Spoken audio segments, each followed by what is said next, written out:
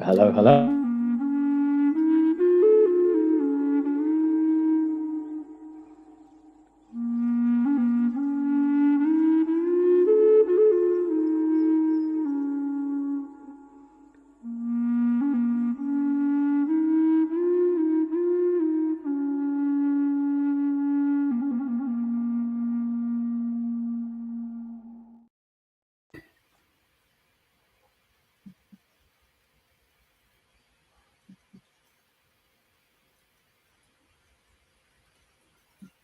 Hello?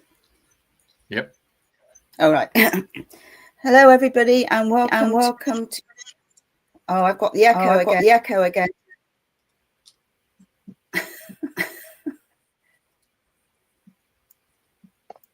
Right. Welcome, everybody. No, we've got the echo. We're having great fun this morning. Hello. I muted myself. Go for it. Hello, everybody. No, that's not it. Jeffrey, shall we just take away that second screen? Let's not worry about the video. Let's just go straight into this. Go for it. Okay. Right. Okay. Hello. Right, that's work. Thank you. Right. Okay. Hello, everybody, and welcome to Dreaming a New Dream. Today, it's the 30th of October, 2025. We've had a lot of fun and games behind the scenes you wouldn't believe. But anyway, we're all up and running now. So it's with great pleasure that I have Prash on the show today. So welcome, Prash, and it's lovely to see you again. Lovely to see you, Andrena. Thank you, and thank you, Jeff, and for having us, for having me, and thank you, Australia, UK, USA, all your viewers, listeners, live or on the replay. So nice to be here. Thank you. Great. Well, I briefly, I'd like to acknowledge Ash, first of all, as he connected me with you. So thank you, Ash. And also, when I spoke to you about coming on the show, I happened to say that I was going to Glastonbury within a couple of days, and you said the same. So we met up in St. John's Church, and you literally was coming out as I was going in. So synchronicity is best. So it's lovely to say hello to you and your beautiful partner. So today, you've got so much knowledge and wisdom and information to share, because I know you're a self-mastery leadership expert. You're a speaker, you're a retreat leader, you're a host of urban spirituality, excuse me, and you're touching lives on so many levels. So, and there's so many things I want to ask you. So let's start at the very beginning. Where were you born, and what are the steps that have led you to do all these wonderful things that you're doing now for humanity? Oh, thank you so much for asking. What a beautiful question.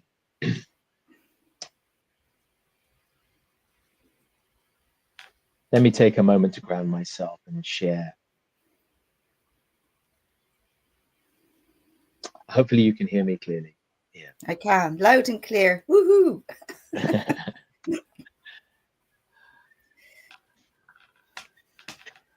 I was born in Kenya, in East Africa, in the early 70s. But I'm of Indian origin, so my ancestry is Indian, and my family moved to East Africa in the early 1900s for trade, for prosperity, for a better future for their children. And I was born there, and then came to the UK in the early 1970s. So I have been here ever since. So that's where I was born. It's been an interesting journey along the years. I came in the 70s, so there was a lot of it was a different landscape to what it was now. I mean, I was an immigrant in the early 70s. There was quite a lot of racism, bullying at school. Because of my skin color, I used to get called names. So I grew up in a climate where there was a certain degree of hostility. And because we were forced to leave East Africa, Uganda, when my parents were there, because of the Ugandan exodus when Idi Amin was in charge. He sort of kicked out all the Asians, and we had to leave everything behind, our businesses, our money. We came with just a handful of suitcases. So we came in poverty with hopes of a better future.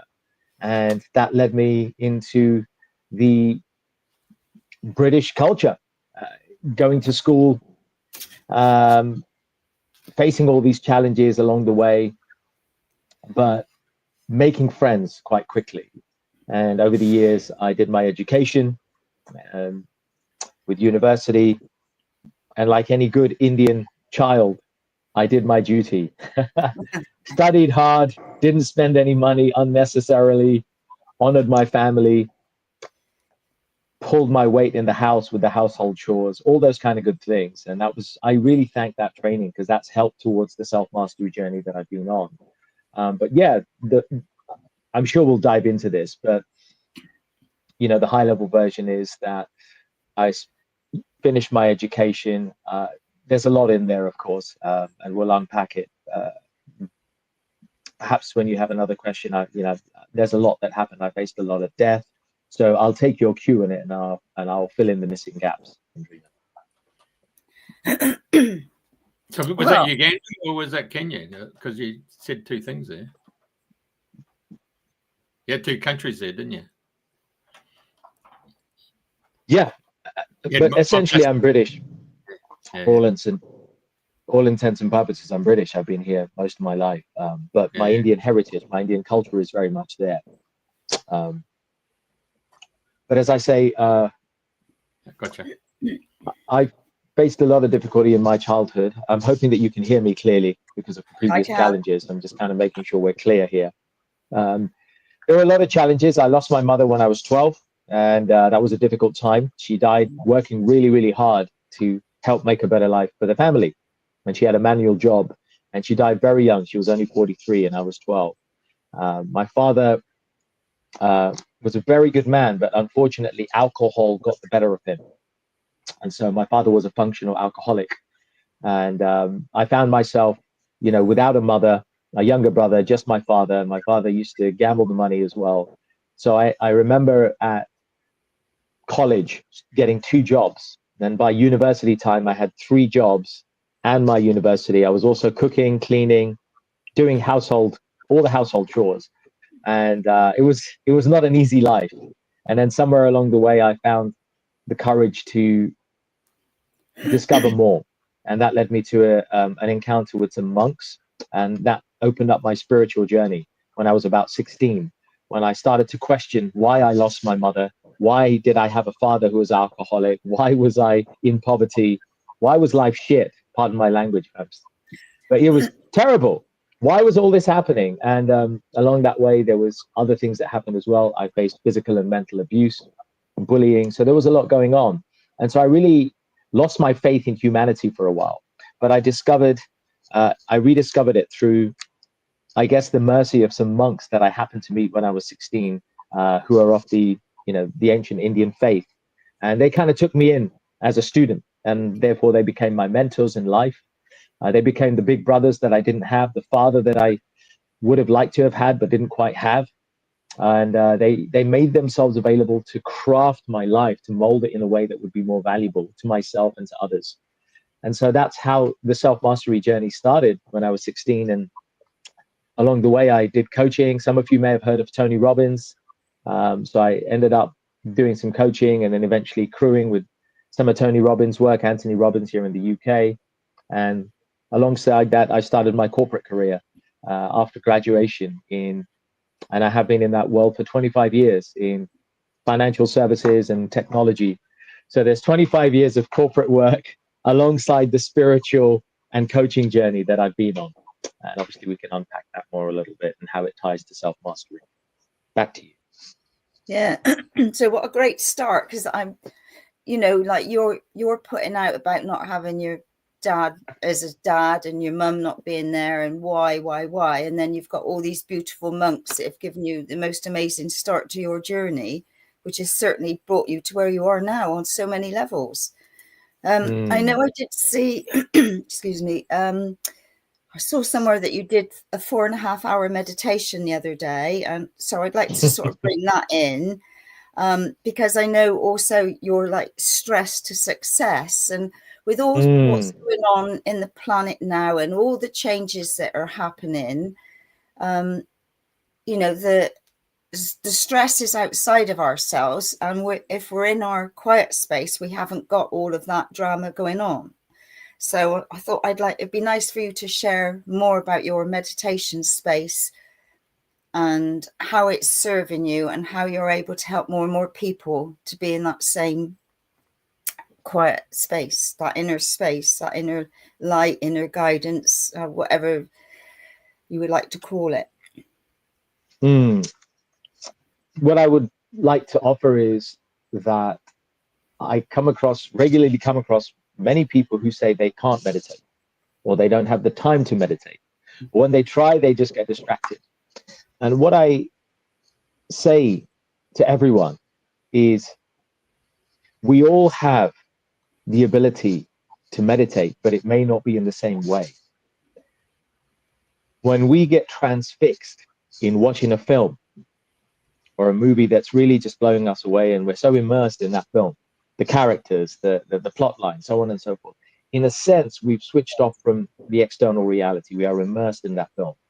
That is, in a way, a sort of meditation. When we're driving on the road and we're alone in the car and are on the freeway on a long journey, and all we see is the scenery around us on either side, we start to step into a meditation-like state. So, as humans, we have the ability to switch off and sharpen our focus into something that is conducive to us. We all have that.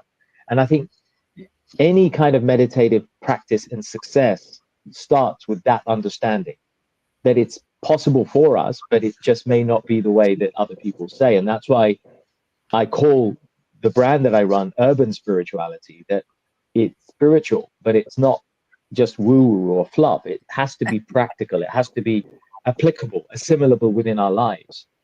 And for me, I found meditation to be one of the biggest allies in my life. And obviously, I work with clients as a professional coach and self-mastery mentor. I'm working with people who sometimes have addiction, and stress, of course, is one of the big things that causes addiction or or unhealthy habits.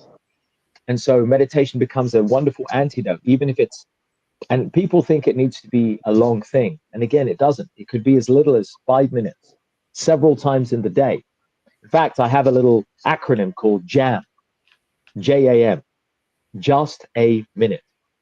So you could spend just a minute switching off from your screens, whichever screen it is, your computer or your smartphone, and just look outside somewhere away, or look at a picture of a loved one, or a painting of something beautiful. In other words, we shift our focus from the distractions or the things that are overwhelming us or preoccupying us in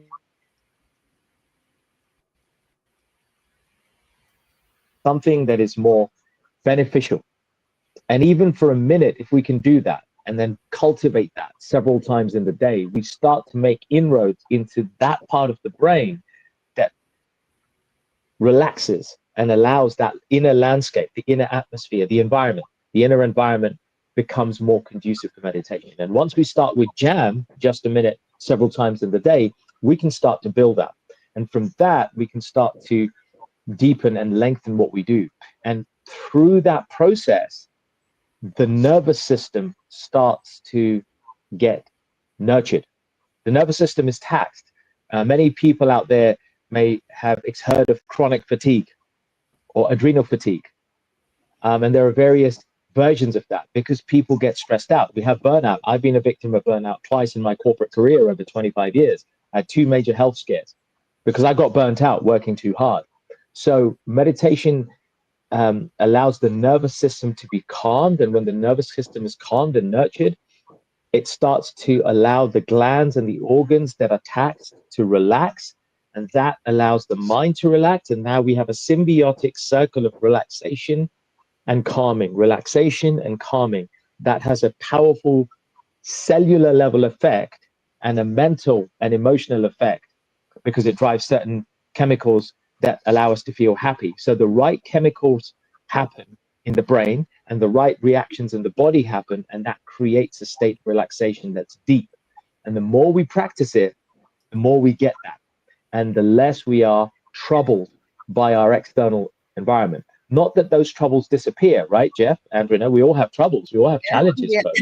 It's But life. it's that if it's life, but it's the effect and the way we start to respond rather than react. I'll say that again. We move from reaction to response.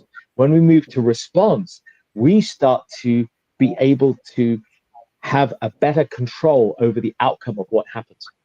And even though we can't control everything, we're able to handle it better. So we build our mental toughness and we build our emotional resilience. And those are just some of the benefits that come through cultivation of practices like meditation, like breath work, like chanting, or like sacred medicines and herbs that I work with and so forth.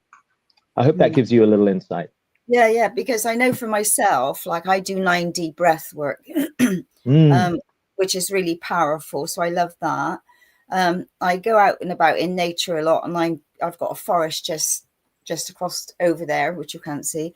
And for me, it's like open-eyed meditation, because you're just feasting your eyes on so much of nature. There's just so much beauty to look around and share. So my question to you is, you did a 4.5 hour. How did you manage? Were you so deep in that space that you were able to stay there for that length of time? Because I've never done anything as long as that, I have to confess. So I was interested to find out a little bit more. Yeah, that was a very deep meditation. I think it's a combination of things that allow that to happen. I, funnily enough, also did some breath work, and I'm familiar with 9D breath work. So I did some deep breath work, and I work with certain Ayurvedic and organic compounds that allow me to amplify the deepening effect. And using those particular proprietary herbs and compounds coupled with breath work, and obviously having experience in those states of meditation for many years now, and I've been practicing meditation since 1988, which is when I started, when I met the monks in 1988. So it's been a long practice. So it allows us to be able to go into a deeper state when we combine those different things and then just drift. And using the right kind of music and soundtrack allows us to deepen. And I use mantras. It's something that's very powerful. Mantras are sound vibrations of an ancient nature. They don't belong to Hindus only, as people mistakenly think. The word mantra means to free the mind. It is a combination of powerful words that are from time immemorial, from ancient times, in many faiths and many traditions. But when uttered or chanted and repeated with certain intention, intonation, and attitude, they start to yield positive results on calming the mind. So when we combine these things, we are able to sometimes delve into very deep states of meditation, which is what happened on Monday. And it was a profound journey with realizations and many different things that come. Because I know, excuse me, I know again for myself, I love going chanting, I love doing mantras and kirtan, and that just takes you in such a beautiful space, and you've got a lovely community. You're all together working on the same sounds, the same vibrations, and you're sending that out into the world. So there are, like you said, it's not only just meditations, there's different forms of meditations. Yeah, absolutely. And I think this is part of it. When we talk about self-mastery, we're really talking about the battle that most of us do not choose to fight. Most of us are fighting battles or tackling challenges in our external world. Whether that be with our family, our friends, our relationships, our work, our careers, there's always some sort of challenge or battle that we're fighting. Many of us are fighting battles with our own health. But ultimately, the territory that we all need to conquer is the inside, the mind. In the Bhagavad Gita, which is one of the oldest scriptures known to mankind. It's over 5,500 years old. Andrena, I imagine you've heard of the Bhagavad Gita. Jeff, maybe you have as well. The Bhagavad Gita, Krishna, who is the speaker of the Bhagavad Gita, who represents divinity, says, for one who has learnt to conquer the mind is the best of friends. But for one who has not learnt to conquer the mind, it can be the deadliest of enemies. And therefore, for me, in 35 years in the spiritual path and the personal growth and coaching and personal development worlds over these 35 years, I have found that self-mastery is the most valuable thing to cultivate for inner happiness, because self-mastery allows us to learn to control our mind better. It allows us to control our emotions better, and therefore the way we respond to situations and people and things. It allows us to refine the quality of our decision making, so we make better decisions for ourselves and for our loved ones. And it allows us to show up more authentically in the world that we live in. And therefore, really and ultimately, the best investment that we can make in our lives is in ourselves, in our self-mastery, because we are the source of our business, our relationships, our finances. Everything rests on us. And that's why I'm so passionate about self-mastery, of which meditation, chanting, many other aspects come into play. Because it is master of self, isn't it? Yeah. Yes. And you spent 13 years in India. I spent many years going back and forth to India. Oh, right. And I spent time in monasteries, I would say temples, monasteries in India, spending time there. Also other countries, and experiencing what it's like to be in a church for a week. Recently, I went to Tuscany in Florence, and I spent a few days at previously at the monastery of St. Francis of Assisi when I went a previous time. I went there back again recently. So spending time at holy places of pilgrimage of different faiths has allowed me an insight into how people approach the journey of evolution, personal evolution, spiritual evolution, part of which, of course, is self-mastery. And ultimately, it is self-mastery that we look at. I think people get too caught up in labels. They feel that there is one of the biggest diseases that we have, in my humble opinion, if I may share with you both and with the audience. It's the disease of personal misidentification. I will say that again. It's the disease of personal misidentification. We over-identify with our nationality, our religion, our faith, our culture, our societal conditioning, our gender, and so forth. And yet, we are none of those things. Everything that we identify is pertaining to this body, this vessel that we have. But we are beyond that. Quantum physics refers to this as quantum infinite energy. Religions call it the soul. In Sanskrit, it's called the Atma. We are that quantum spark of goodness that exists within this vessel. And we manifest that as this vessel. So when we wrongly identify with this external body and everything that comes with it, and everyone who is attached to it, then we start to lose our very essence. It's like having a bird inside a cage and spending all our effort and time polishing the cage to make it look nice, and we forget to feed the bird inside, and then the bird dies. We are that bird. We are the soul. We are the spirit. The spirit does not care for any particular race, really. It's beyond all those things: race, religion, culture, color of skin. It's beyond. The soul is pure, quantum, infinite, expansive, blissful energy. And if we, as a society and as individuals, can spend time, moments spending time in quietness, in meditation, in self-reflection, we start to reconnect with our essence, our true nature. And the more we do that, the more we start to transcend the misidentifications with the body, which lead us to so many mental and physical illnesses. And we start to reclaim our sovereign power And I think sovereignty is something that surely the world wants in a day and age where governments and countries are trying to overly scrutinize their people and introduce national IDs, like in the UK right now. People's civil liberties and freedoms are at threat. We are living in a world where tyranny is rife and AI has become overly utilized. Surely sovereignty of the spirit, sovereignty of our emotions, sovereignty of the way we show up in front of the people that we love and we care about authentically. Surely sovereignty and personal mastery, self-mastery should be more important in our day-to-day lives. Totally.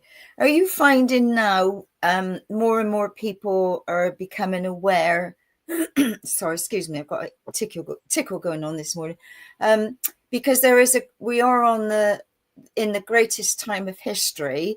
We don't know how it's all going to move forward, but it's like we're all still in the holding bay with all these changes that are happening. Some people are becoming more aware or more awake to themselves and realizing there's things going on maybe that are not in alignment, or they haven't been told truths, or they're just sensing different things. Are you finding that is growing more and more? Because I know when I speak to people, there's definitely more of awareness happening than ever before. I think very much so. I would absolutely concur. I think when we cast our mind back to what happened 5 years ago worldwide, the pandemic, I think it, knowingly or unknowingly, it forced a lot of people to rethink their lives, rethink what's important in their lives, and reconsider. Some would consider that it was a mass experiment on compliance. Will the citizens of the world comply to the mandates and the dictates placed upon them by a supposedly benevolent and well-meaning government? That's a whole other conversation. And that speaks to autonomy, but it comes back to autonomy, self-mastery, sovereignty, and critical thinking, which the world seemed to lack because many people just followed the science. But actually, it also awoke many people. I 100% agree with what you're saying. Many people started to question, well, why do I need to go into the office every day? I'm happy with my children here, just doing this or being in nature in the lockdown where you couldn't go very far. People have rediscovered the importance of simplicity. I think people have recognized that there is more than the material goals of life that we have as a society and a civilization. In all the Western countries, at least, we've been programmed to chase material success, wealth, finances, possessions, acquisitions, status as the things that make us happy, and that these are the things that are the symbols of success.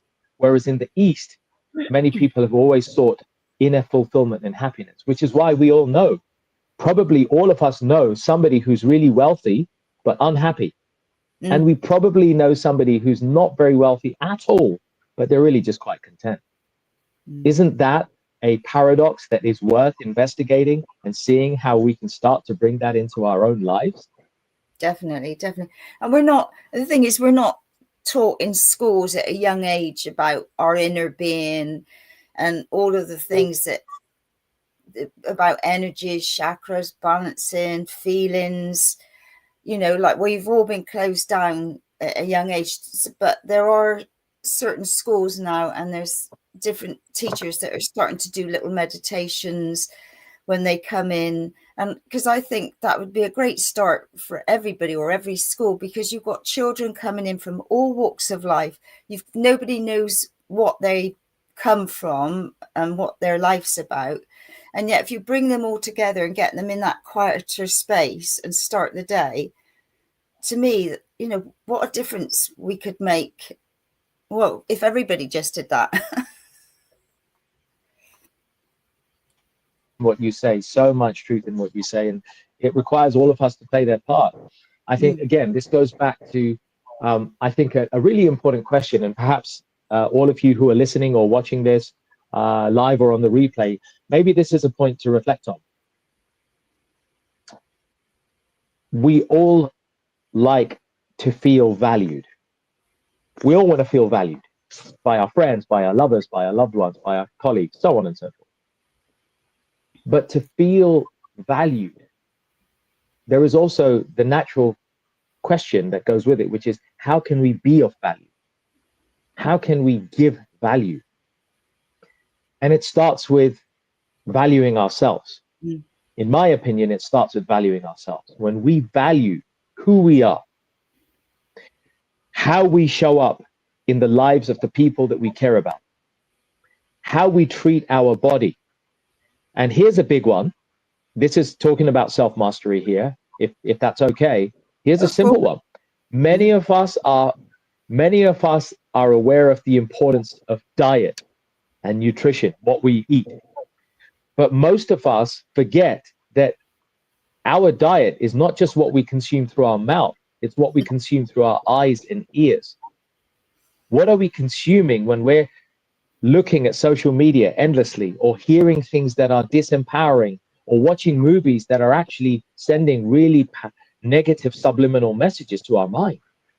In other words, if we take the opportunity to value ourselves more with what we consume, with how we look after our bodies, with the TLC that we give to ourselves, which we so often rush to get from other people and other things. So many of us end up inadvertently chasing happiness and peace and contentment in objects and devices and others, when in actuality, the best place to find it is within ourselves. It just requires a little bit of patience, exploration, and a bit of training and guidance, but it's absolutely doable.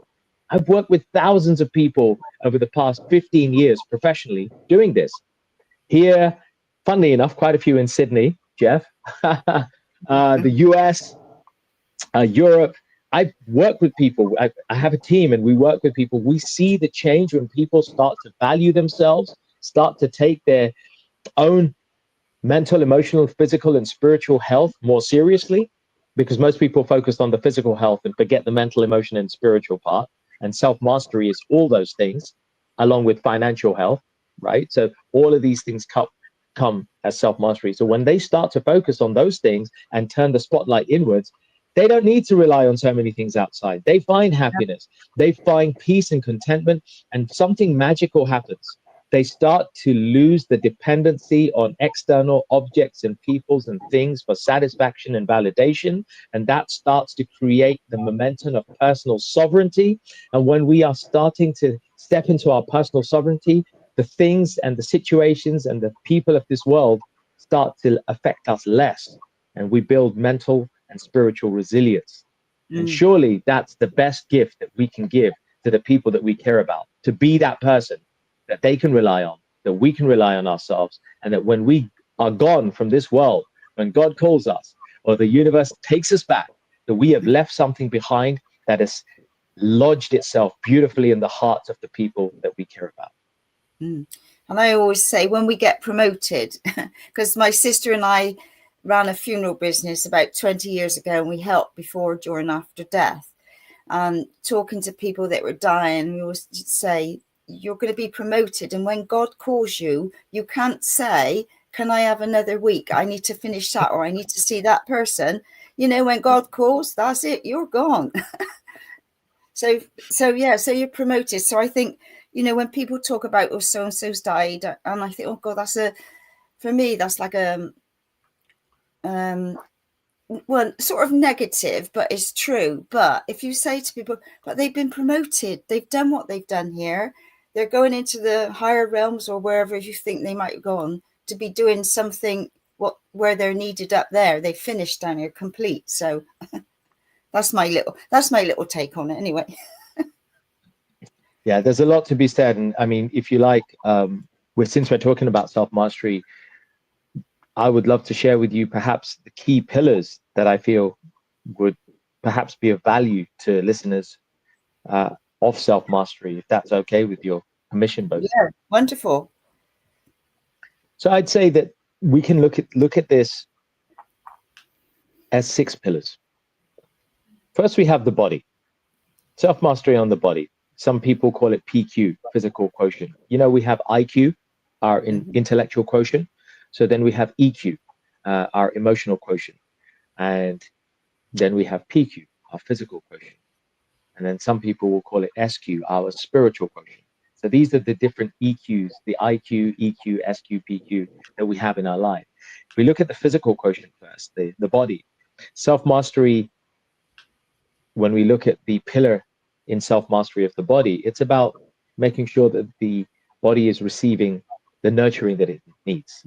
Exercise, diet, nutrition, sleep, all the things that we're all very much aware of the importance of, especially those of us who are perhaps, creeping over the age of 30. Some of us may be here in the room, just maybe. We'll pass. It becomes even more important to honor the body.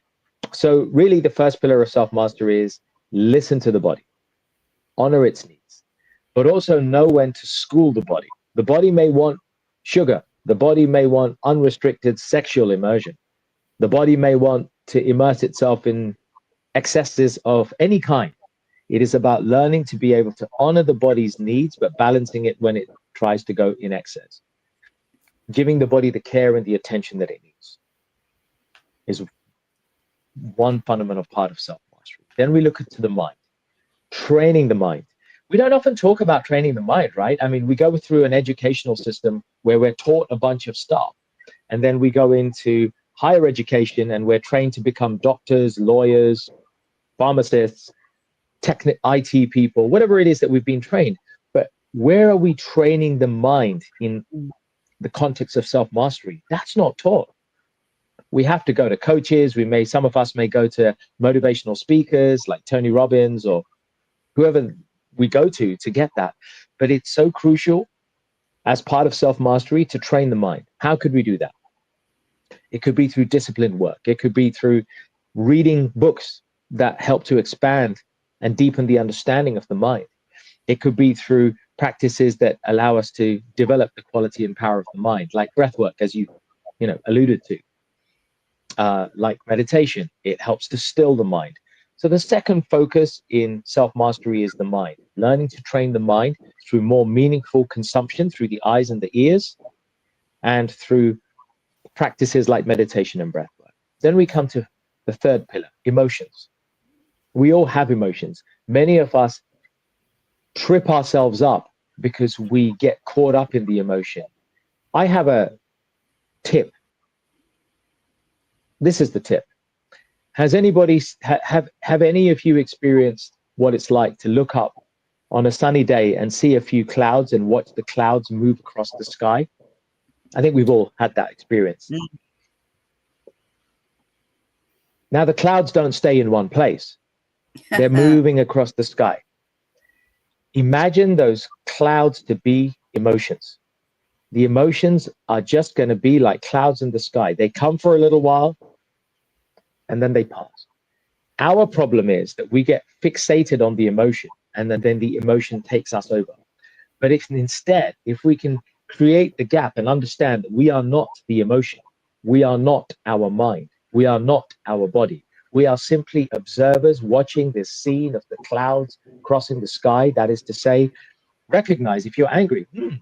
I'm feeling angry. There is a feeling of anger that has come upon me. Get curious. I wonder why I'm really angry. I mean, I think I know why I'm angry, but I wonder why I'm really angry. Is there a deeper cause? The moment we start to get curious, the moment that emotion, the negative emotion, starts to lose its grip on us, and we're able to start to better dissolve and resolve it and let it pass like clouds in the sky. So emotional management, EQ, emotional intelligence, this practice of starting to observe our emotions and know which ones to embrace more of. Because I'm going to say this, I'm probably going to be a bit controversial. Jeff, don't mind me if I say this. And I don't mean it at you or me. But I think men often shy away from beautiful emotions like love and tenderness and intimacy. A lot of men don't want to go down there. Maybe because we've been programmed to think that we can't do that. We've been programmed to think that we can't cry when we watch a movie and we see something that moves us. And so we stifle emotions.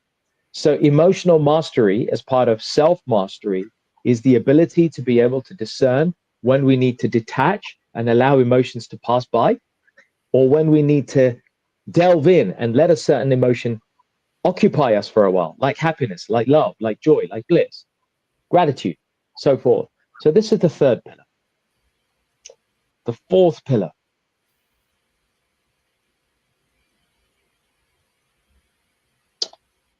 It's a practical pillar. It's financial mastery.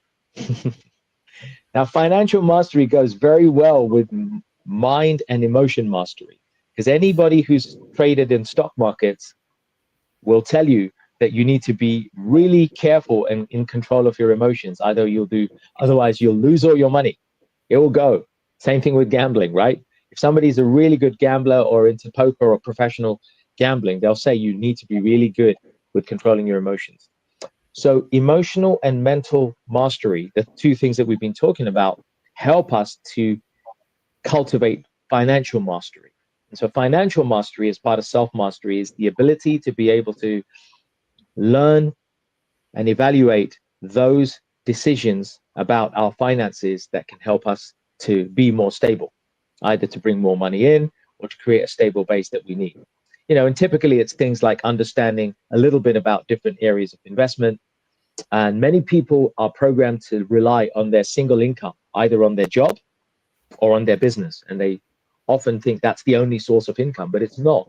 Obviously, property, stock markets, portfolios, crypto, precious metals, which I think are more valuable now than they've ever been, especially with the diminishing value of all fiat currencies like pounds and dollars. They're dwindling. The pound and the dollar is worth a fraction of what it was many, many years ago. Gold and silver hasn't lost its value. So it's about spending a little time discovering different ways to develop financial resilience, saving our money, using our mental and emotional mastery to be able to not impulse buy all the time, holding back, not overspending. And in this way, we start to build savings and build financial diversity. So this is the fourth pillar, financial mastery. And then we come to the fifth pillar, spiritual mastery. Many of you are familiar with Maslow's hierarchy of needs. It's a very famous model in the world of psychology, personal development, and it explains how when we as a society and individuals, when we have taken care of our basic needs of eating, sleeping, sexual fulfillment, so on and so forth, then we start to rise in our desires to find more nobler, finer fulfillments, gradually raising into philanthropy, the desire to care for others, the desire to contribute in the world in some better way. And that leads us into this fifth pillar, spiritual mastery. Mastery of gratitude, mastery of connecting with something and some force beyond ourselves, the ability to develop connections with other humans in a way that transcends physical description, to connect with our source, as you said, Andrena, earlier, whether we call it God, the universe, you put a name on it, Krishna, Yahweh, Allah, Jehovah, pick a name. And if you don't like names and if you're not religious, then just call it source. But it is to connect with that power that is greater than ourselves and find fulfillment and happiness and peace and joy and contentment in that space, even if it's for 5 minutes, because from that space is a seed, the seed of an oak tree. When cultivated and nurtured, it starts to grow and give us more and more fulfillment. And therefore, spiritual mastery is about fulfillment, self-fulfillment, satisfaction, self-contentment, connectedness with something greater than ourselves, and stepping into states of joy and bliss that defy the description of any human mouth, because you don't have to describe it, you just feel it, you just know it. And those, therefore, are the 5 pillars of self-mastery that we can all, regardless of our age or color or nationality or faith, all of us can embrace the value of some of these 5 pillars for ourselves.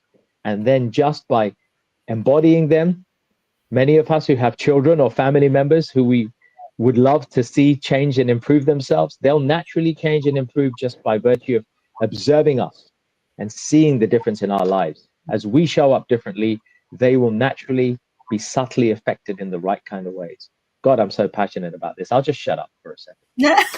Oh no, I love your passion and your enthusiasm, and you're true in every word what you say. You know, it all comes back to self, you know, and the more you're at peace with yourself, then wherever you are, you're reflecting that peace outwards. You know, you don't have to go around saying I'm peaceful and I do that and I do this.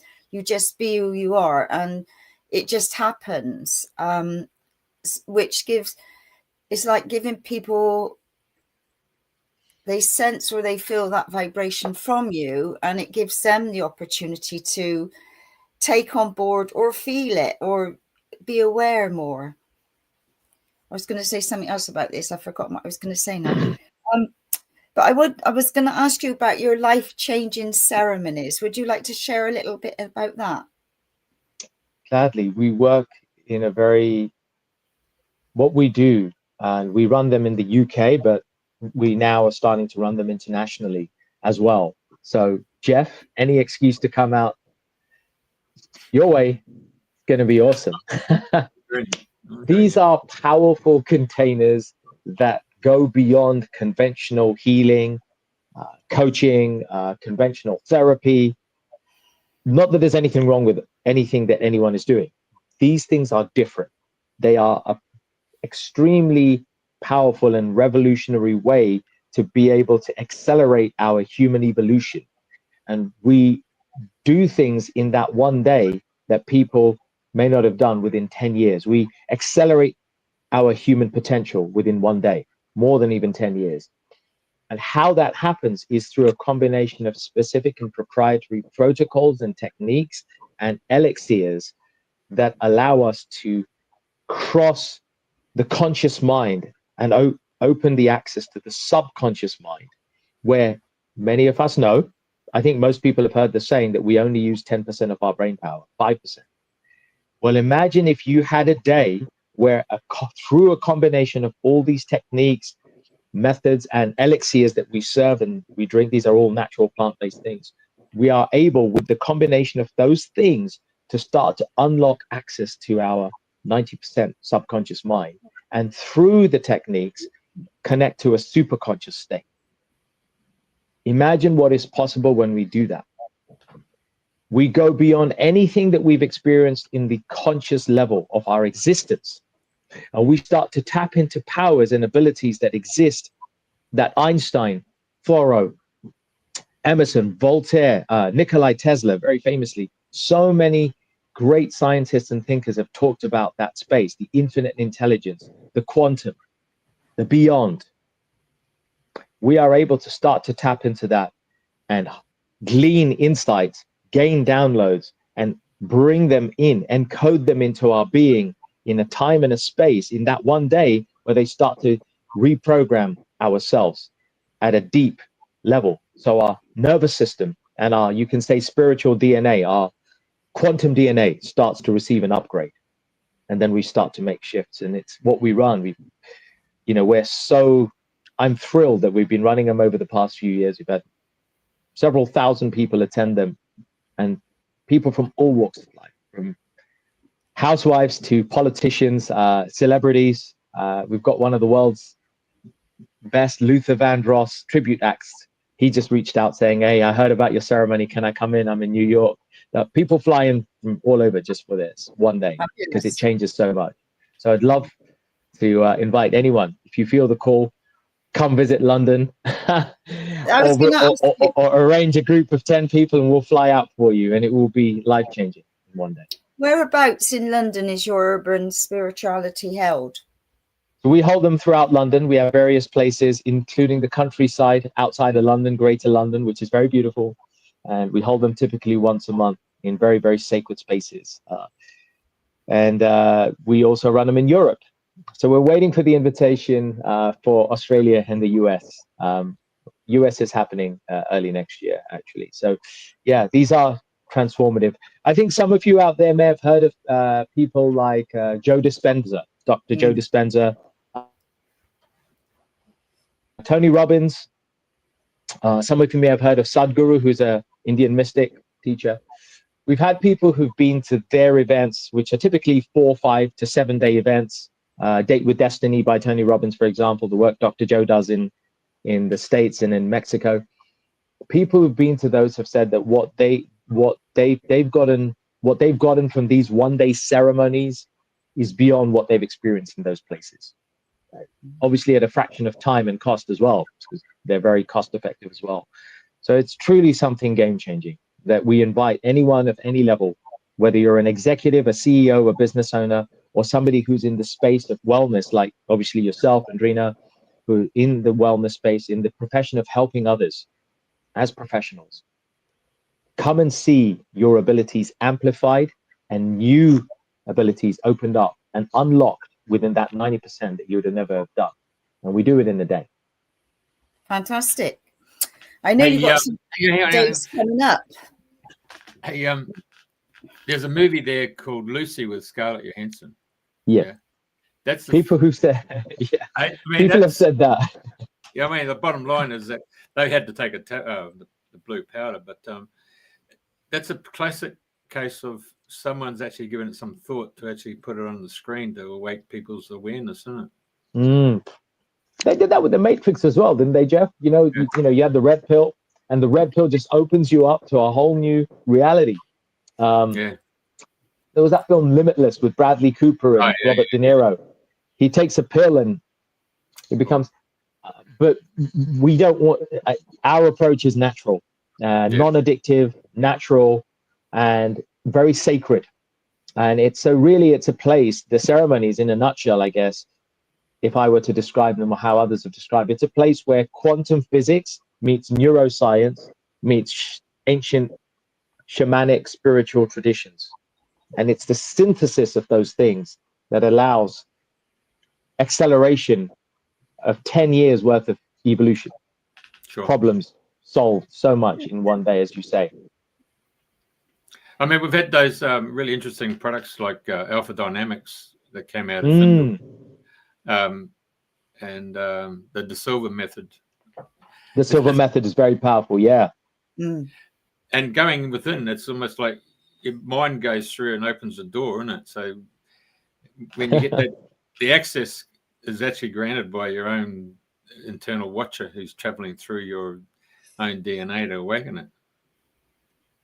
The internal watcher is waiting, and you absolutely unlock and open things that, quantum physics is obviously, leading this charge in the scientific establishment.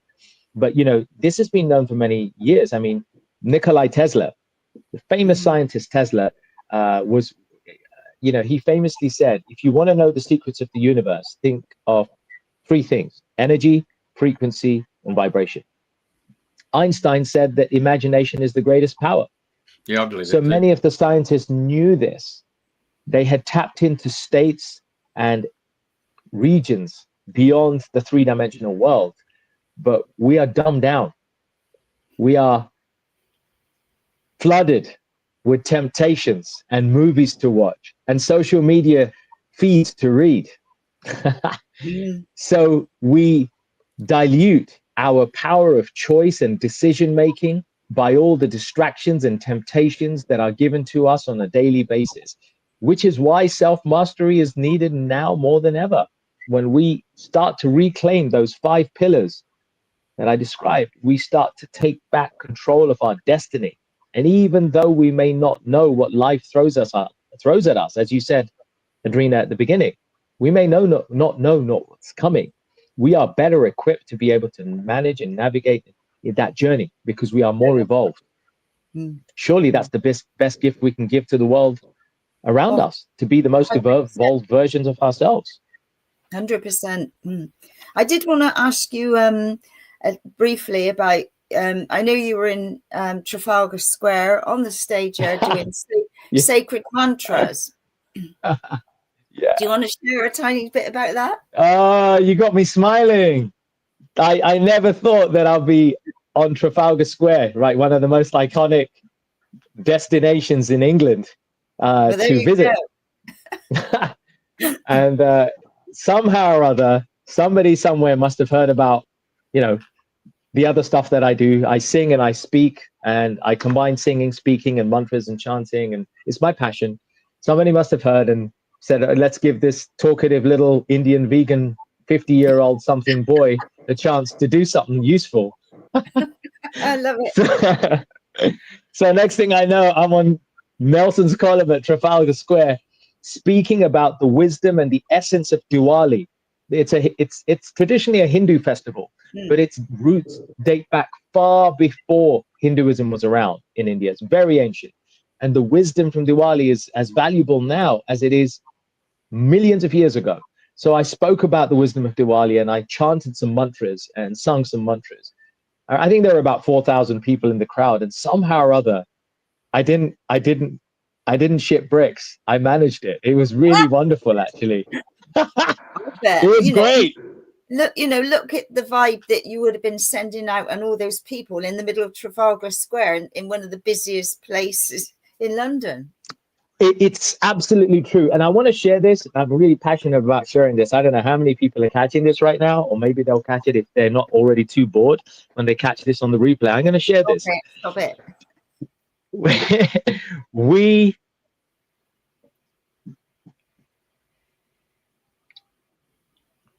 We have to learn to trust ourselves and the spirit, Holy Spirit, Shakti, God force, higher force, whatever you want to call it, to trust it more and then get out of the way. Because I've not spoken or sung in front of 4,000 people before. That's the biggest crowd. Really? I didn't prepare. I didn't write a script like the other rehearsals, the other acts rehearsed for weeks. I didn't write a script.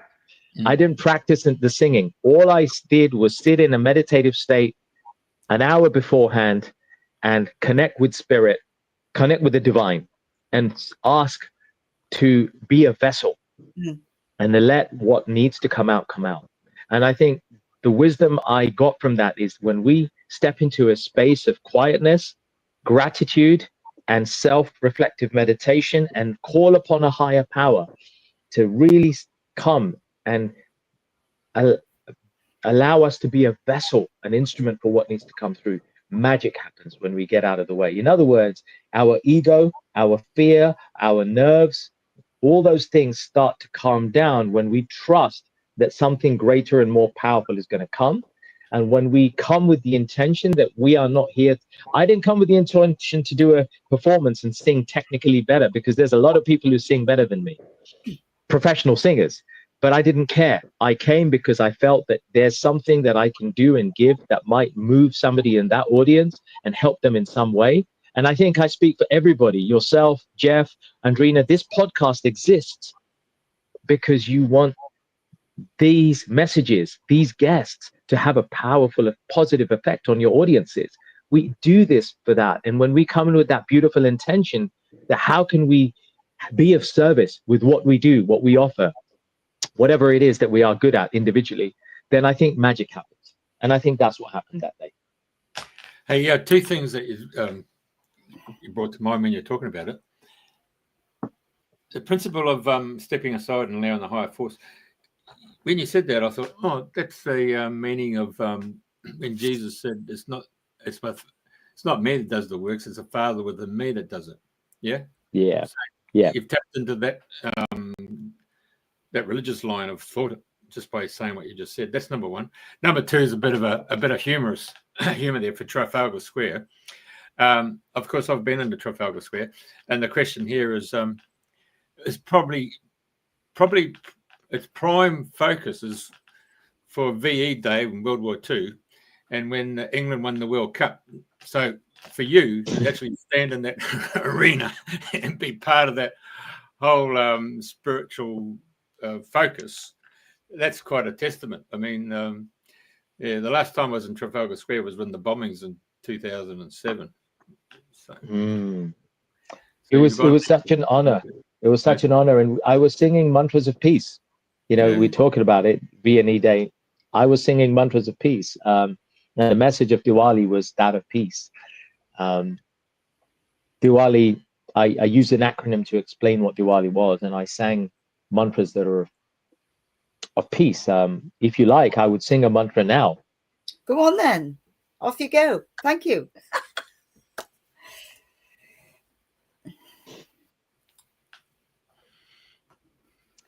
So whoever you are, wherever you are, if you're hearing this right now, on the replay or live, I invite you to just take a moment to close your eyes, allow your hand or hands to move towards your heart space or anywhere on your body where you feel your hands would like to go. Just for a moment, just to deepen your connection with your heart. Soften your breathing, deepen. Allow your breath to have its way. Just for a moment, be aware of your breathing. Give loving attention to the beautiful breath that you have, which is the very source of everything that you have and do, your breath. Give thanks to it. Step into that space, that heart space of gratitude.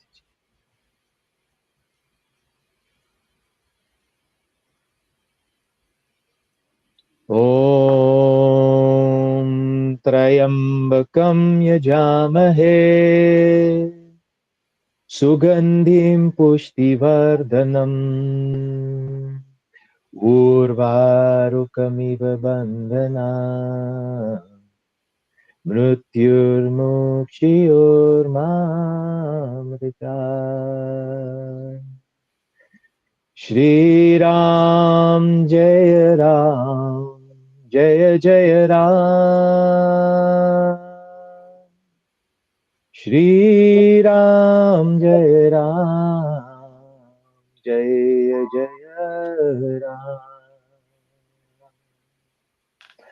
Shri Ram Jaya Ram Jaya Jaya Ram. Shri Ram Jaya Ram Jaya Jaya Ram. I am bold, I am strong, I am love. I am peace, I am whole, and I am worthy. I am bold, I am peace, I am strong. I am joy, I am bliss, I am whole.